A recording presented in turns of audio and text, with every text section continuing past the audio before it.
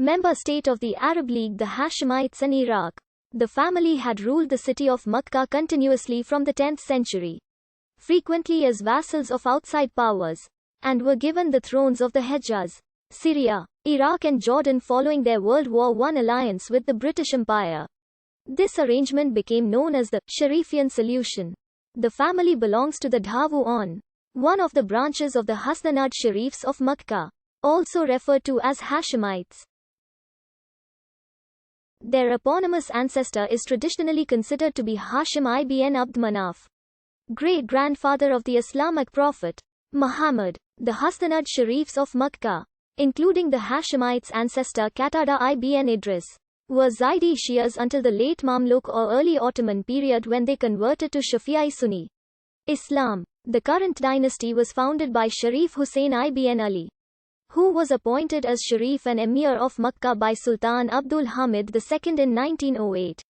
Then in 1916 was proclaimed king of Arab countries after initiating the Arab revolt against the Ottoman Empire. His sons Abdullah and Faisal assumed the thrones of Jordan and Iraq in 1921. According to historians Ibn Khaldun and Ibn Hazm, in c.968 Jafar ibn Muhammad al-Hassani came from Medina and conquered Makkah in the name of the Fatimid Caliph al-Mu'izz after the latter had conquered Egypt from the Ikhshadids. Jafar was from the wider Banu Hashim clan, albeit a different branch to the modern dynasty. The Banu Hashim claim to trace their ancestry from Hashim ibn Abd Manaf, the great-grandfather of the Islamic prophet Muhammad, although the definition today mainly refers to the descendants of Muhammad's daughter Fatima. Control of Makkah remained with the clan.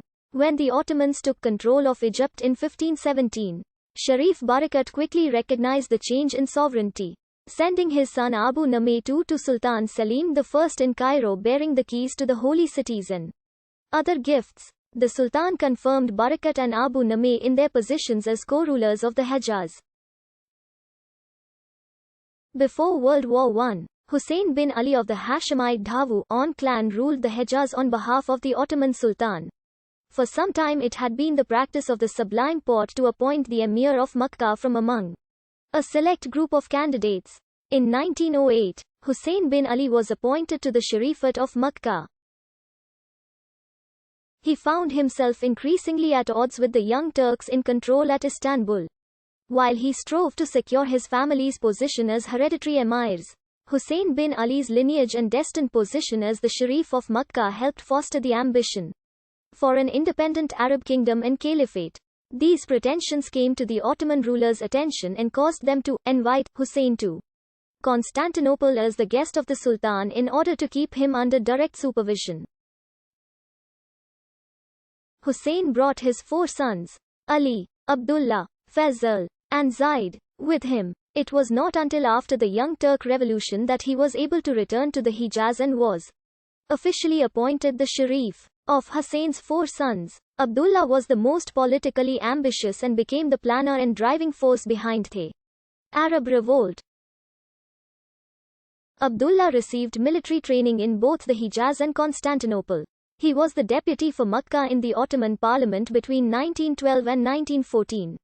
During this period, Abdullah developed deep interest in Arab nationalism and linked his father's interest for autonomous rule in the Hejaz to complete Arab emancipation.